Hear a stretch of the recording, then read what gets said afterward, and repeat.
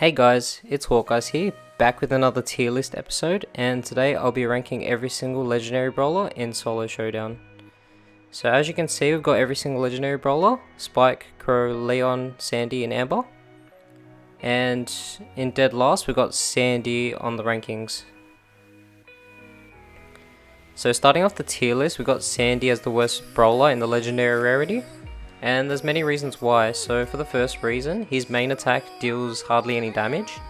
So many other brawlers can just outdo him in damage. And another reason why is his range is very short. It's very hard to get close to enemies and deal enough damage. Plus it takes a while to charge his super. Another weakness to Sandy would have to be the gadget. It feels kind of useless in Showdown because there's another 9 players, so there's never really a safe time to use it. There's some scenarios where you can, but most of the time you wouldn't.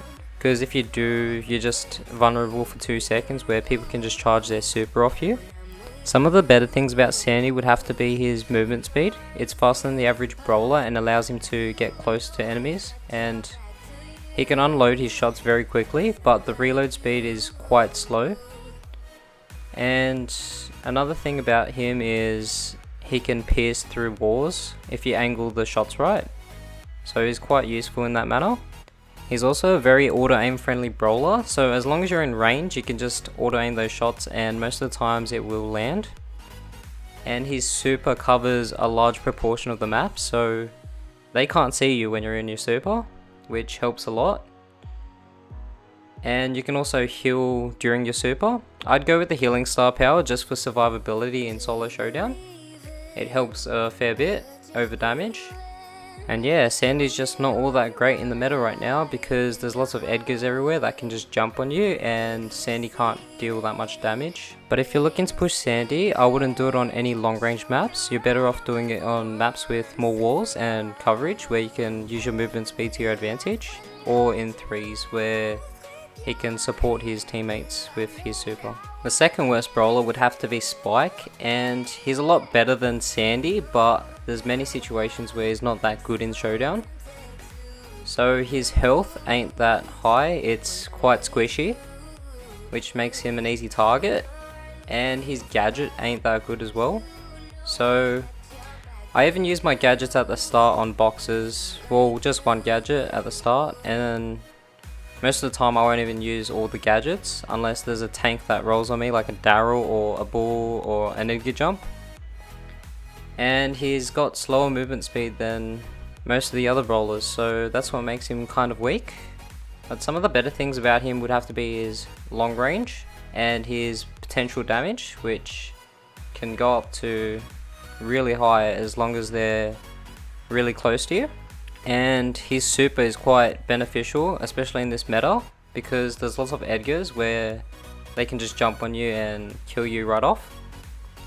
But with Spike's super, he can just heal up and place it on himself, and also slow down Edgars or any aggressive brawlers, which makes it then easier to kill them off. And both star powers are actually really good, whether you go with the curveball or the fertilizer. I actually prefer to go with the fertilizer in this meta because it just feels better with Edgars being around. I feel more safer that I can regen my health whilst being aggressive as well. So that's my preference for this meta, but curveball is also really solid. So yeah, it just depends on the person, I guess. On to the next brawler on the tier list, we've got Amber in 3rd place, and Amber was actually lower than Spike in last meta, but since her buff, she's now 3rd on the tier list in my opinion. And some of the things she lacks is just movement speed is a bit slower than the normal brawler, and it's hard to hit her shots manually because of the delay in her flamethrower shots. I do have to say though, if you're close in range of a brawler, then it's very easy to just auto aim her shots, and they will land most of the time. She's got mediocre health and a medium range, so that makes her quite well rounded overall. And some of the better things about her is her gadget, which allows her to get increased movement speed, plus she gets to put puddles down during her travel. and that allows her to charge her super as well. So there's many benefits to her gadget, which is really good. And I do like to go with her first star power over the reload speed, just because it allows me to charge my super while standing in puddles, which means then I can place more puddles and have more area control on showdown maps. And paired up with the gadget, it works really well because you can just place puddles all over the map, and people don't want to stand in those puddles because you can just ignite that and it will deal a lot of damage that people just don't want to stand in them.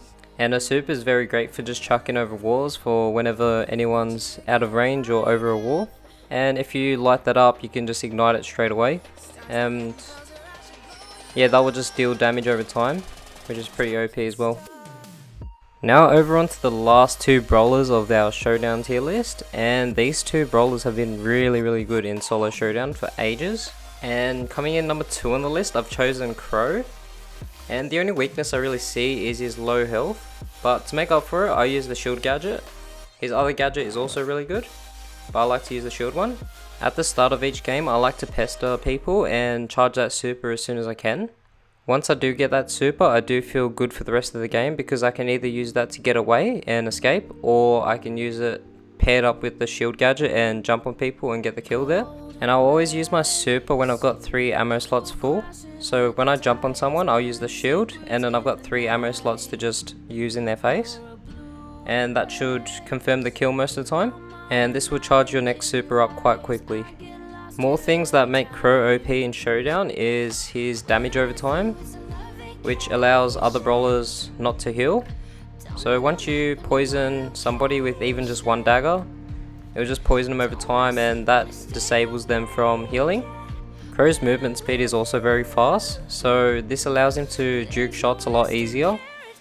And you can also use it to your advantage by catching up to other brawlers and shooting them. So what I like to do is I like to pester people. I like to go up to them, shoot them, and let that damage deal over time. And then once they're ready to heal back up, I like to just shoot them again. And just keeping your opponent's health low overall is going to get them killed by either another player or yourself, and efficiently charge your super very well. Some of the other things that make him really high on the list is his versatility in showdown maps. He's very good on most maps pretty much. He also has very good matchups against other brawlers on showdown. So if there's a tank, you just want to keep your distance, charge that super and keep annoying them. However, long range brawlers do counter him, but you gotta just use your movement speed to your advantage. Except for B, you can just peel that honeycomb off and the damage over time should kill it. And yeah, that's what makes Crow an OP brawler in Showdown.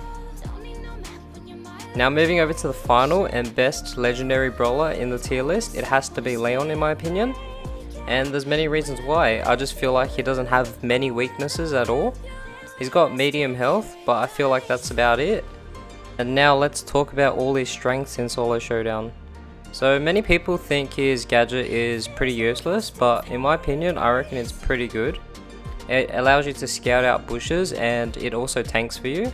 Yes, it gets taken out pretty quick, but it can also serve as a diversion. So you can trick people while you're invisible and have the clone active. I feel like Crow and Leon are both quite similar because in early game they're not so great, but when you get to mid and late game he's quite good as long as you charge that super up. So the first thing you want to do is charge that super, and for the rest of the game you should be pretty set. It's just the early game that's going to be quite difficult to charge that super. How I like to play him is I like to play a bit aggressive at the start and chip away at opponents and charge that super up as soon as I can. And once I have that, I can just use my invis to get close in range to other brawlers, and once you're close enough you should be able to just auto aim and charge another super pretty quickly as well. And I like to go with the Invisiheal star power because if people get me low I just use it, and that can kind of save me from certain situations as well. And also the other star power is very good after the buff as well, but I do enjoy my Invisiheal.